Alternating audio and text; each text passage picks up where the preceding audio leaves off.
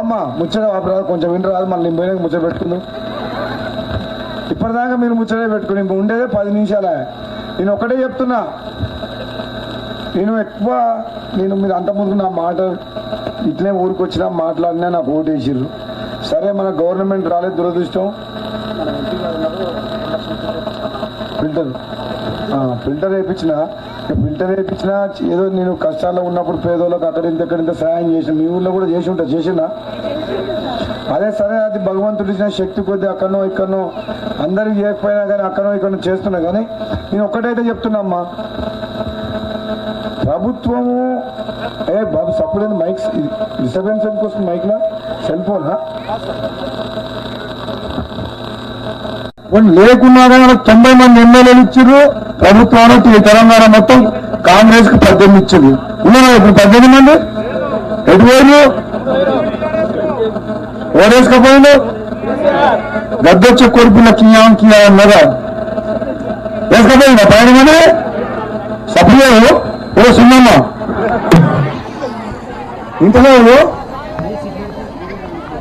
చదువుకున్నాను. నీకు తెలుసా 12 మంది ఎమ్మెల్యేలు పోయిన సంగతి నీకు తెలిసిందా? ఆ తర్వాత నీకు తెలుసా? మాకు కొత్త శ్రీరామ తెలుసా? ఏం పేరు అమ్మా? ఆ పేరు లక్ష్మమ్మ. చదువుకున్న వాళ్ళకి మీకనే తెలుసా?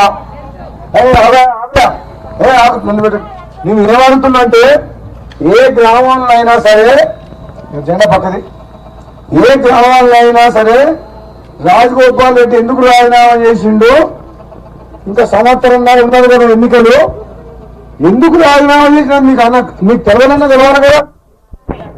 చిన్నగడగా చేసిండా, లేకపోతే కేసీఆర్ డెవలప్మెంట్ కోసం పైసలు అడిగితే ఇస్తలేదంటే మరి ఎన్నుకున్న వాళ్ళకు న్యాయం చేయలేక, నమ్ముకున్న వాళ్ళకు ఓటేసి గెలిపించడం న్యాయం చేయలేక చేసి ప్రభుత్వంతో కొట్లాడుతున్నారని మీకు తెలవాలన్నా వద్దా? సపోర్ట్ చేయరు. ఓ లక్ష్యం నీకు తెలవాలన్నా వద్దా? లక్ష్యం అంటే ఆవనా వెళ్ళేసారి అయితే నేను ఒకటే అంటున్నాను, హైదరాబాద్ సోదరులకు గ్రామస్తులందరూ కూడా మీకు తెలియాలి, ఈ తెలంగాణ రాష్ట్రంలో ఏం జరుగుతుంది, ఎట్లా పరిపాలిస్తుందో. ప్రతిపక్ష పార్టీ అంటే ఏంది, అధికార పార్టీ అంటే ఏంది, ప్రతిపక్ష పార్టీ ఎమ్మెల్యేలని మీ అందరి తరఫున అసెంబ్లీలో కానీ ఎక్కడ కానీ మీ సమస్య మీద మాట్లాడే మనుషులు ఉండాలి. ఉండమని చెప్పి 18 మంది ఎమ్మెల్యేలను గెలిపిస్తే 12 మంది కేసీఆర్కు ఇంకోటి పోయి పైసలకు అమ్ముడు పోయింది. 20 కోట్లకు 30 కోట్లకు ఎమ్మెల్యేలు అమ్ముడు పోయింది. ప్రతిపక్ష పార్టీ లేదు. ఇప్పుడు మీ అందరి తరఫున మీకు కష్టం వచ్చింది, మీ ఊర్లో డెవలప్మెంట్ కావాలి, మీకు బ్రిడ్జ్ కావాలి, మీ ఊర్లో సీసీ రోడ్ లేవు, ఇల్లు ఉన్నారు, వాసన వస్తుంది, పొల్యూషన్ తోటి వాసన వస్తుంది. మిమ్మల్ని అడగతారు, మీ అందరి తరఫున అడగతారు ఉండాలా వద్దా చెప్పు? గవర్నమెంట్ కేసీఆర్ వస్తే వచ్చిండు, మిమ్మల్ని అడగతారు ఉండాలా వద్దా? ప్రశ్నించే గొంతు ఉండాలా వద్దా? ఉన్నారా ఇప్పుడు మన తెలంగాణలో? లేదుగా. ఓకే, అయినా కానీ 6 ఎమ్మెల్యే ఉంటే 12 మంది పోయినా మన మునిగోడు గురించి నేను మాట్లాడింది విన్నరా? ఎవరన్నా అసెంబ్లీలో మాట్లాడింది విన్నరా? వీలైతే ఉండొచ్చు. ఉండే 12 మంది పోయిన సంగతి తెలియదు. ఇదేంటిదిగా ఏమైనా పెన్షన్ వస్తే 2000 మంచిగా వేసుకుంటుంది, ఒకరా కారు అంటుంది, అంతేనా? పెన్షన్ వచ్చిందా నీకు? అదే వచ్చింది. పెన్షన్ వచ్చిన వచ్చినతోనే సాగు వచ్చింది. ఇప్పుడు 7,000 రూపాయలు తీసుకుంటున్నావు, ఆ కేసీఆర్ ఏదో ఇంట్లోకి వెళ్ళి వచ్చినట్టు 7,000 తీసుకుంటున్నావు, చక్కగా కారు గుర్తు కొట్టేసేస్తుంది. మా కొంత ముంచుతున్నారు, మా పిల్లల భవిష్యత్ అంతా నాశనం చేస్తుంది. ఈ పెన్షన్ ఏమంటే వచ్చిందో కానీ ఏదో కేసీఆర్ ఇస్తుంది, కేసీఆర్ ఇంట్లోకి వెళ్ళి ఇస్తున్నావు. అమ్మ పెన్షన్ ఎట్లా ఏడికెళ్ళి ఇస్తున్నావు? ప్రజల సొమ్మే కదా. మరి పెన్షన్ వచ్చేటోళ్ళు మరి ప్రతిపక్ష పార్టీ లేకుండా డెవలప్మెంట్ చేయక, ఇల్లు చేయలే, ఉద్యోగాలు చేయలే, రుణమాఫీ చేయలే, మరి 100 రకాల అభివృద్ధి చేయకుండా మరి 2 దగ్గర ఇల్లు కట్టిస్తామని అవన్నీ ఏమని ఎందుకు అడుగుతలేరు. అలాగా మా పెన్షన్ ఇస్తుందని చెప్పి మా నాన్నకే ఇస్తుంది. మళ్ళీ అవునా కాదు? ఇది నిజమా కాదా? మరి ఇప్పుడు మీకు అభివృద్ధిగా ఓ పెద్ద మా లక్ష్యం అంటే సినిమా సరే భయపడుతుంది కాదు. ఆ కొడుకులు బిడ్డలు లేరా? మనమరాలు లేరా? నీకు పెన్షన్ వస్తే నీ కొడుకు ఉద్యోగం, నీ మనవరాలకి మనవనికి ఉద్యోగం ఉందా?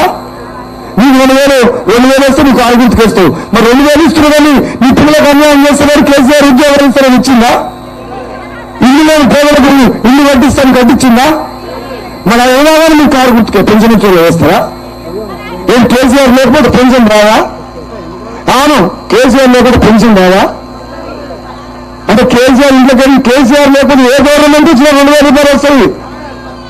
కేసీఆర్ పుట్టి కూడా పోయిందనుకో పెన్షన్ అవుతుందా?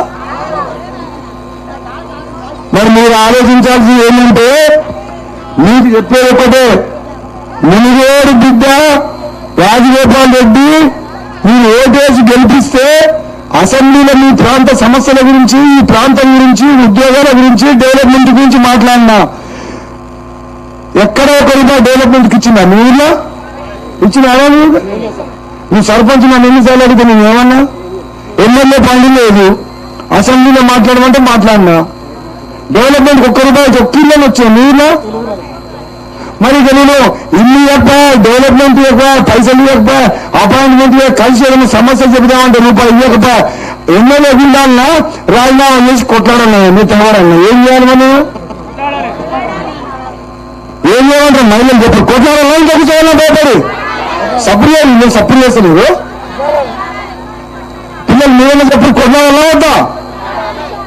ఇప్పుడు మన ప్రాంతానికి అన్యాయం చేస్తుందో ఎంతసేపు సిరిసిల్ల, సిద్దిపేట, గజ్వేలు కొడుకు, అల్లుడు, బిడ్డ ఆయన నియోజకవర్గాలు కోట్ల రూపాయలు తీసుకుపోతుండు. గవర్నమెంట్ స్కూల్స్, గవర్నమెంట్ కాలేజీలు, గవర్నమెంట్ హాస్పిటళ్లు, రోడ్లు, డెవలప్మెంట్, మున్సిపాలిటీ మొత్తం ఆ 3 నియోజకవర్గాలకు 1,000 కోట్లు తీసుకుపోతున్నారు. మనకు 10 కోట్లు 100 కోట్లు అడిగి ఇస్తే తప్ప ఇచ్చింది అడిగితే మరి ఏమో మన తెలంగాణలో లేవా? అంటే కేసీఆర్ కుటుంబం కోసమే, వాళ్ళ సిద్దిపేట సిరిసిల్ల కోసమే తెలంగాణ వచ్చింది కానీ మన కోసం రాదా? ఏం చేయాలి? మన రావాలంటే మన కోసం నిధులు రావాలంటే, ప్రభుత్వం దిగి రావాలంటే, పామోయిల బండి కూడా కేసీఆర్ రావాలంటే ఏం చేయాలి? తెలంగాణ వచ్చినప్పుడు కొట్లాడాలన్నా రాజీనామా చేయాలన్నా అవుతా? చెప్పలేదు గట్టిగా చేయాలి అవుతా? మరి నేను రాజీనామా చేసింది ఎందుకు? మీ అందరినీ అవమానపరుస్తుండు. నేను గెలిపించిన మనిషికి నేను కనీసం కూడా టైం ఇస్తలేదు. ఈ ప్రాంతం యొక్క సమస్యలు మాట్లాడదామంటే ఇంటలేదు. మరి నన్ను అవమానిస్తే మిమ్మల్ని అవమానించినట్టు కాదా? అవునా కదా? నేను ఏం చేసినా? నాకు భార్య పిల్లలు ఉన్నారు, నా కొడుకు పెళ్ళి మందిరా. మరి మా భార్య ఇప్పుడు నా ప్లేస్లో ఎవరన్నా ఉంటే ఈ సర్పంచ్ ఓమా ముచ్చటమ్మా ఇక్కడ ఈ సర్పంచ్ నేను ఇంకోరన్నా సర్పంచ్లు 100 మంది వార్డు మెంబర్లు 1 సంవత్సరం అందరం ముందు పదవి ఏమైనా చేస్తారు? ఎవరన్నా సభ్యులు చేస్తారు?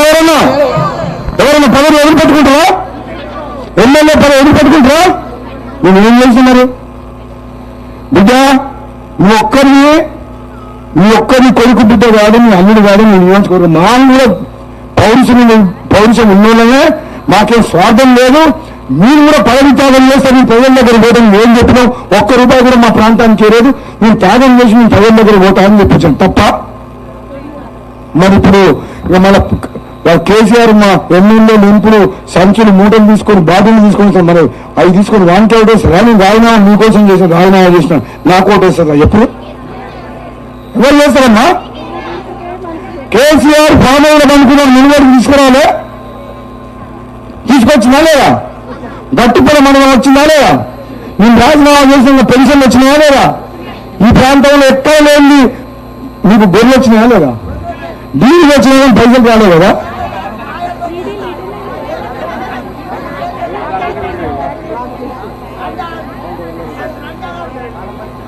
ఇక మీకు అర్థం మీకు ఆగు ఓ ముసలమ్మ పెద్దమ్మా నేను ముచ్చట పెట్టుకుని కేసీఆర్ తెలుదురు కానీ ఇప్పుడు నేను తింటే నువ్వు ఒక్కటే ఒక మాట చెప్తున్నా.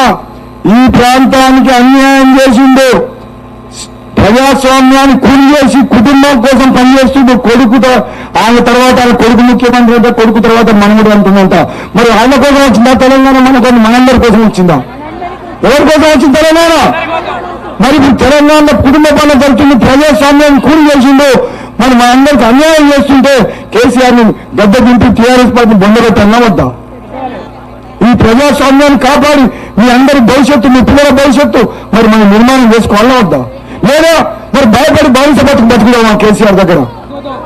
ఏం కేసీఆర్ వాళ్ళ జీతగాలు టీఆర్ఎస్ పట్ల ఇంకా దమ్ముపోయి వాళ్ళ ముఖ్యమంత్రి దగ్గర కొట్లాడి నా ఎమ్మెల్యే నా ప్రాంతానికి ఇది కావాలి అది కానీ కేసీఆర్ దగ్గర గట్టిగా మాట్లాడే ధైర్యం ఇంకా ఉందా?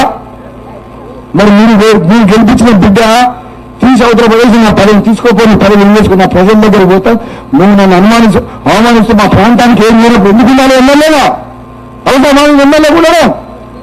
మరి ఇప్పుడు ఆయనకు బుద్ధి రావాలంటే ఎవరు గెలవాలి? కేసీఆర్ కోటేస్తారా?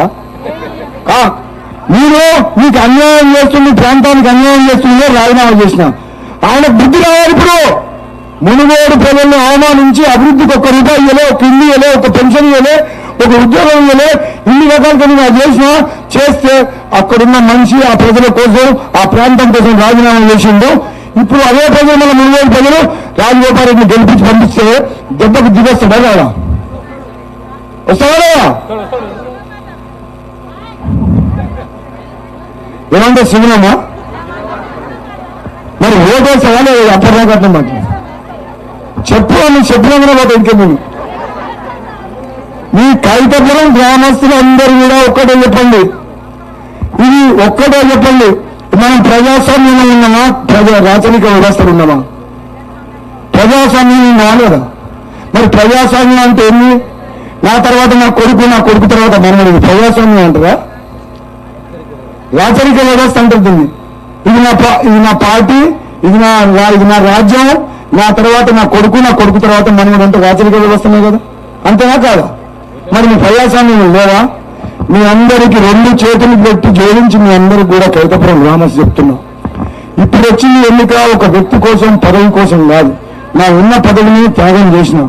ఇది తెలంగాణ ప్రజల తలరాట మార్చే ఎన్నిక, ప్రజాస్వామ్యాన్ని నిలబెట్టే ఎన్నిక, ఒక కుటుంబ పాలనని బద్దబెట్టే ఎన్నిక. ఇది మీ అందరి భవిష్యత్తు కావాలంటే తెలంగాణ ప్రజలు బానిస బతుకులు బతుకొద్దంటే మునుగోడులో నేను గెలవాలి, మునుగోడు ప్రజలు తీర్పు ఇవ్వాలి, తెలంగాణ మార్పు కావాలి, కుటుంబ పాలనపై ప్రజాస్వామ్యం రావాలి. ఇది మామూలు ఆశామాష ఎన్నిక కాదు. తెలంగాణ ఊళ్ళలో చాలా మంది ఏమో అంటారు, కానీ మీరు ఆలోచన చేయండి, చాలా ఆలోచన చేయండి. ఒక వ్యక్తి సంవత్సరాల ముందు తన పదవి రాజీనామా చేసి పార్టీ మారి మళ్ళీ ప్రజల దగ్గరికి పోయి పోటీ చేస్తుంటే తప్పు చేసినోడు స్వార్థంగా ప్రజల దగ్గర ఓట్లు అడుగుతాడా? అంత ధైర్యం ఉంటుందా? అది అమ్ముడు అయితే మరి 12 మంది ఎమ్మెల్యేలు పోయేటప్పుడు నేను కన్నా మార్చుకోకపోదునా?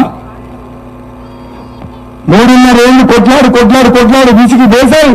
ఈ ప్రజలకు అన్యాయం చేస్తున్నాం, ఈ ప్రాంతానికి అన్యాయం చేస్తున్నాం, కనీసం అపాయింట్మెంట్ కూడా ఇస్తారో చెప్పుకుంటానికి సమస్య చెప్తున్నా మీకు ఆహ్వానం ఎక్కువైంది. మా ఆత్మగౌరవం కోసమే తెలంగాణ రాష్ట్రం సాధించుకున్నాం, అదే ఆత్మగౌరవం కోసం మేము పోరాటం చేస్తామని చెప్పి రాజీనామా చేసి మీ దగ్గరికి వచ్చిన. మరి ఆత్మగౌరవం ఇమ్మనుంటుందా? అహంకారం ఇమ్మనుంటుందా? అధర్మం ఇమ్మనుంటుందా? ధర్మం ఇమ్మనుంటుందా? ఈ ధర్మ యుద్ధం ఇది ఎన్నిక. హాయ్ ఫ్రెండ్స్, మా టుడే టుమారో యూట్యూబ్ ఛానల్ చూస్తున్నందుకు చాలా థ్యాంక్స్. మరిన్ని లేటెస్ట్ వీడియోస్ కోసం వెంటనే సబ్స్క్రైబ్ చేయండి. అలాగే ఈ బెల్ ని కూడా రింగ్ చేసేయండి. మా నోటిఫికేషన్స్ అన్ని మీ మొబైల్లో వస్తాయి. అలాగే మా వీడియోస్ మీకు నచ్చితే లైక్ చేయండి, షేర్ చేయండి, నచ్చకపోతే కామెంట్ చేయండి.